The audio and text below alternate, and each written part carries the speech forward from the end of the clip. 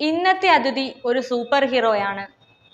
നാട്ടിൽ മഴ ശക്തമായി പെയ്താലോ കൊടുങ്കാറ്റ് വീശിയാലോ സഹായിക്കാനായി ഒരു രക്ഷകൻ എത്താറുണ്ട്. അത്തരത്തിൽ പാടിയോട്ടിച്ചാലിന്റെ സ്വകാര്യ അഹങ്കാരമായി മാറിയ പ്രശാന്താണ് ഇന്നത്തെ അതിഥി. അദ്ദേഹത്തിന്റെ വിശേഷങ്ങൾ അറിയാം.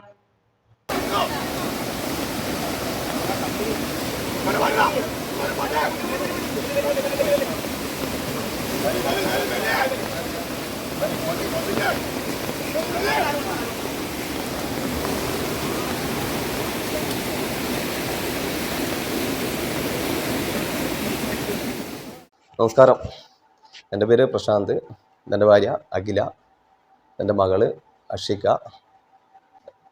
ഞാൻ ഈ റെസ്ക്യൂ പ്രവർത്തനമായിട്ട് ബന്ധപ്പെട്ട് മുന്നോട്ട് പോകാൻ കാരണം ഏകദേശം 2010, 11, 12 കാലഘട്ടത്തിൽ സ്റ്റേഷൻ ഓഫീസർ ശ്രീനാഥ് സാറ് എൻ്റെ പല പ്രവർത്തനങ്ങളും കണ്ടിട്ട് അവരെ പ്രവർത്തനത്തിലേക്ക് ക്ഷണിക്കുകയും പല സമയങ്ങളിൽ മഴക്കാലങ്ങളിൽ വെള്ളപ്പൊക്കം വരിക, അതുപോലെ മരങ്ങൾ പൊട്ടുക റോഡിൽ, അതുപോലെ തന്നെ പല വളർത്തുമൃഗങ്ങൾ, അതുപോലെ കിണറുകളിൽ വീഴുക.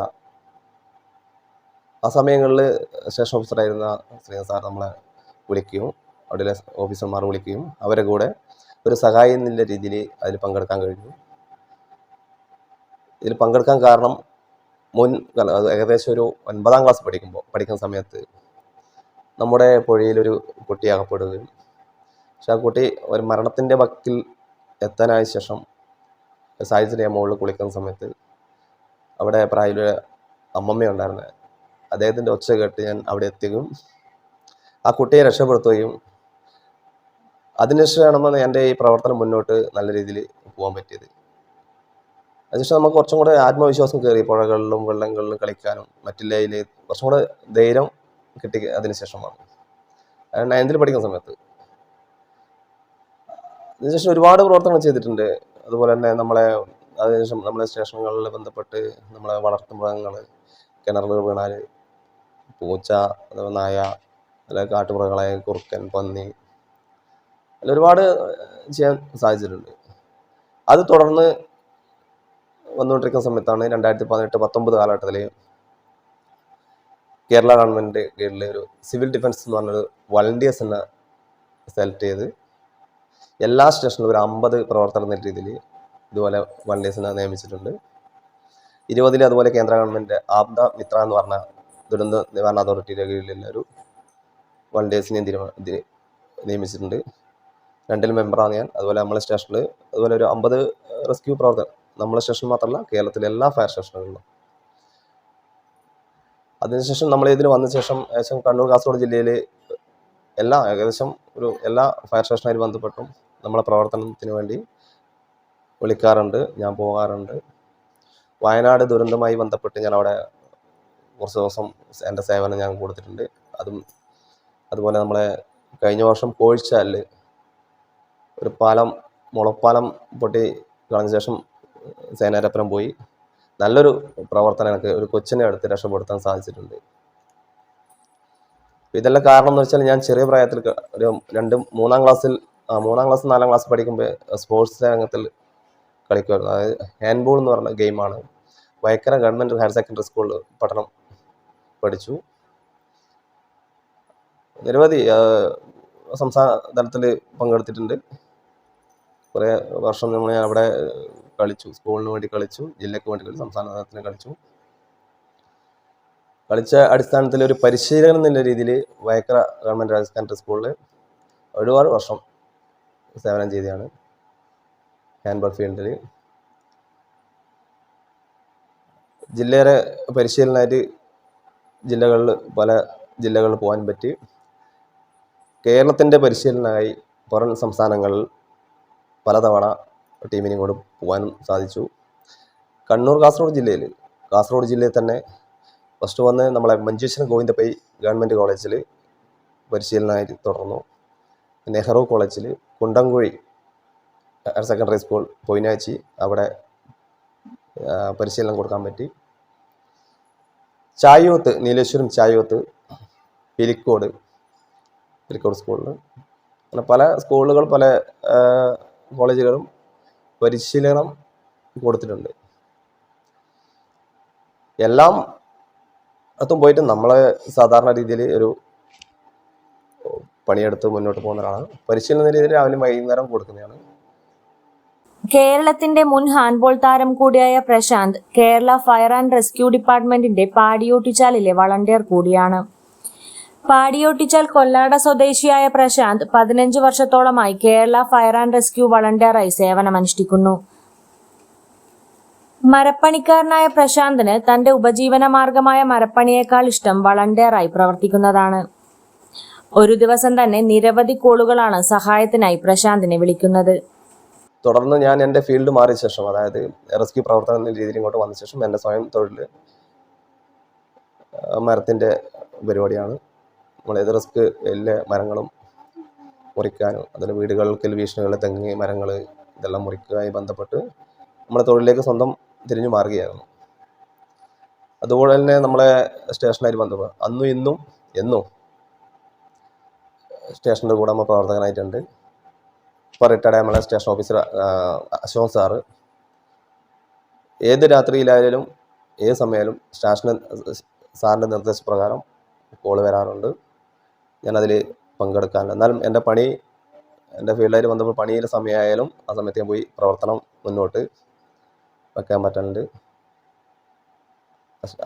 പെരുങ്ങോം സ്റ്റേഷനിലെ എല്ലാ സാർമാരും എടുത്തു പറയാനില്ല, ഒരുപാട് ആൾക്കാരുണ്ട്. എല്ലാം ഒരുപോലെയുള്ള ആൾക്കാരാണ്. എല്ലാവരും എപ്പോഴും വിളിപ്പുറത്തുണ്ടാകുന്ന ഞാൻ പെരുങ്ങോം സ്റ്റേഷനിലെ എല്ലാ സാർമാരും, തൃക്കരിപ്പൂർ പോലീസ് സ്റ്റേഷൻ സാർമാർ, പയ്യന്നൂർ സ്റ്റേഷൻ, തളിപ്പറമ്പ് സ്റ്റേഷൻ, പറഞ്ഞിറക്കി എല്ലാ സ്റ്റേഷനായിട്ട് ബന്ധങ്ങളുണ്ട്.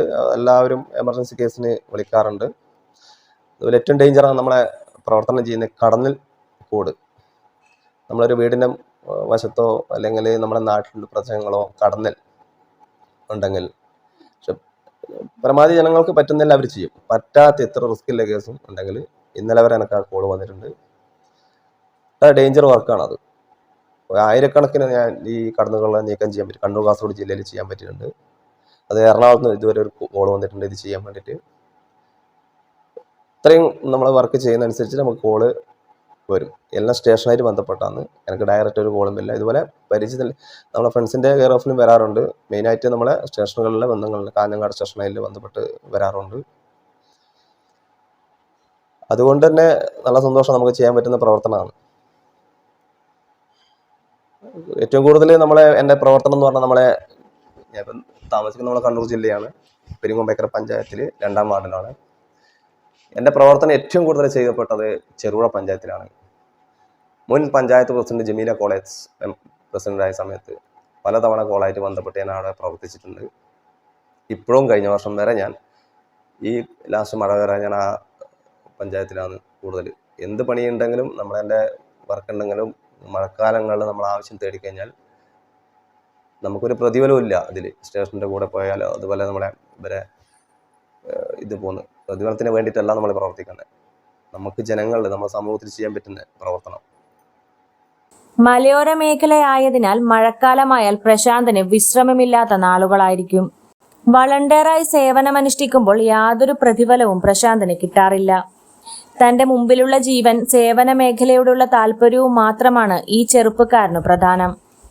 ഭാര്യ അഖിലയും മകൾ അഷികയും പ്രശാന്തിന് എന്നും സപ്പോർട്ടായി കൂടെയുണ്ട്. അതുപോലെ തന്നെ എൻ്റെ കൂടെ ഇപ്പം എൻ്റെ ഫ്രണ്ട് ഉണ്ട്, പെരിങ്ങോം രാജേഷ് എന്ന് പറഞ്ഞിട്ട്. രാജേഷ് ചേട്ടൻ ഏത് സമയത്തും വെളിപ്പുറത്തുണ്ടാകുന്ന ഒരാളാണ്. ഞാൻ പണിയില്ല സമയത്തായാലും പ്രവർത്തനം ഉണ്ടെങ്കിൽ അദ്ദേഹം വൈകുന്നേരം കാണുന്ന പണി കഴിഞ്ഞാൽ അതും കൂലിപ്പണി എടുക്കുന്ന ഒരാളാണ് നമ്മളെ പോലെ. അദ്ദേഹത്തെ വിളിച്ചാൽ ഏത് സമയത്തും എൻ്റെ കൂടെ പ്രവർത്തിക്കാൻ വരും. ഇല്ല എന്ന് ഇതുവരെ ഒരു വാക്ക് പറഞ്ഞില്ല. അതുപോലെ തന്നെ ഈ വളണ്ടിയേഴ്സും. അങ്ങനെയാണ് ഞാൻ ഈ നമ്മൾ ഈ ഫീൽഡിലേക്ക് വരുന്നത്. ഫസ്റ്റ് ഞാൻ പറഞ്ഞു രക്ഷാപ്രവർത്തനം 9ാം ക്ലാസ്സിൽ ചെയ്തു. ഒരുപാട് നിരവധി പ്രവർത്തനങ്ങൾ ചെയ്തിട്ടുണ്ട്. കോവിഡ് കാലങ്ങളിൽ ഒരുപാട് പ്രവർത്തനം ചെയ്തു. ഒരു യാത്രക്കിടയിൽ കണ്ണൂർ യാത്രക്കിടയിൽ ധർമ്മശാല ഒരു വ്യക്തി പെട്ടെന്ന് റോഡിൽ ഹൈവേയിൽ ബോധമില്ലാണ്ട് കിടക്കുന്നത്. കോവിഡ് ആയതുകൊണ്ട് ആരും തിരിഞ്ഞു നോക്കുന്നില്ല. ആ സമയത്ത് എൻ്റെ സുഹൃത്തും ഞാനും കണ്ടു. ആരും അങ്ങോട്ട് പോകുന്നു. ഞാൻ നോക്കി, അദ്ദേഹത്തിന് ബോധമില്ല, പെട്ടെന്ന് ശ്വാസം എടുക്കുന്നുണ്ട്, പക്ഷെ എന്നാലും ബ്ലഡ് വരുന്നുണ്ട്. ഞാൻ പിന്നെ ഒന്നും നോക്കിയില്ല. ഒരു വണ്ടിയും കിട്ടുന്നില്ല, ടാക്സി കിട്ടുന്നില്ല, റിക്ഷകൾ ആരും നിർത്തുന്നില്ല. ഇത് കണ്ടുകൊണ്ട് പോലീസുകാരോട് പറഞ്ഞു. ലാസ്റ്റ് ഒരു വണ്ടി കിട്ടി.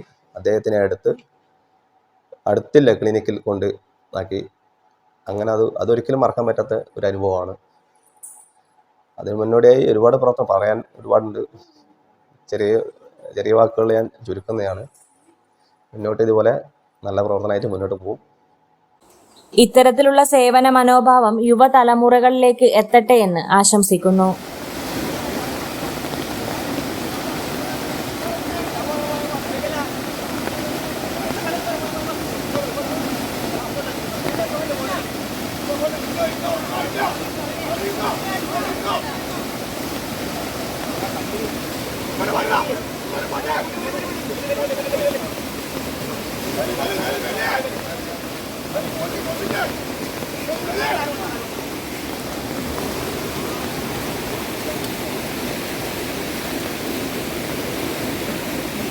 ഇന്ത്യയിലും വിദേശത്തും നിരവധി ജോലി സാധ്യതയുള്ള ഫാഷൻ ഡിസൈനിംഗ് കോഴ്സ് ഇനി ചെറുപുഴയിലും. മാറുന്ന ഫാഷൻ സങ്കല്പങ്ങൾക്ക് നിറപ്പകിട്ടേക്കാൻ ഒരു സുവർണാവസരം. Lakshya fashion designing and ladies tailoring institute Cherupuzha. Cutting and stitching, hand work, embroidery, glass painting, doll making, aari work എന്നിവയിൽ വിദഗ്ധരായ അധ്യാപകരുടെ പരിശീലനം. വിവാഹം, ആദ്യ കുർബാന, സ്പെഷ്യൽ ഇവന്റ് ഏതുമാവട്ടെ കസ്റ്റമറുടെ അഭിരുചിക്കനുസരിച്ച് ഡിസൈൻ ചെയ്യാൻ പ്രാപ്തരാക്കുകയും ഡിസൈനുകൾ ചെയ്തു കൊടുക്കുകയും ചെയ്യുന്നു. ബ്യൂട്ടീഷ്യൻ കോഴ്സുകൾക്ക് അഡ്മിഷൻ ആരംഭിച്ചിരിക്കുന്നു. Lakshya fashion designing and ladies tailoring institute, bus സ്റ്റാൻഡിന് സമീപം, Cherupuzha. Lakshya home nursing care centre, Kerala ബാങ്കിന് സമീപം, ചെറുപുഴ. ഞങ്ങളുടെ മറ്റു സേവനങ്ങൾ: വീട്ടുജോലി, രോഗശുശ്രൂഷ, പ്രസവ ശുശ്രൂഷ, കുട്ടികളെ നോക്കൽ, ആശുപത്രി കൂട്ടിരിപ്പ്. Lakshya home nursing care centre, Cherupuzha.